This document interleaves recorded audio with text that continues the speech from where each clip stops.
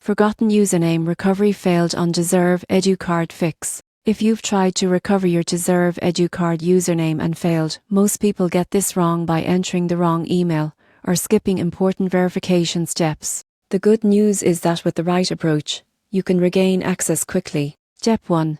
Open the Deserve app or visit the login page and tap Forgot Username. Enter the email linked to your account. Deserve will send a recovery email with your username or a secure link to reset your login credentials. Step 2. Check all your email folders, including spam, junk, and promotions. Recovery emails often get filtered, so don't miss them. Avoid sending multiple recovery requests in a short period, as this may temporarily block access. Step 3. If your registered email is inactive, gather key verification details such as your full name, date of birth, last 4 digits of your card, and recent transactions. Contact Deserve support directly with this information to expedite recovery. Step 4. Once you've retrieved your username, store it securely in a password manager or secure note. Enabling two-factor authentication adds an extra layer of protection, preventing future login issues. Following these steps ensures you regain access to your Deserve EDU Card account efficiently.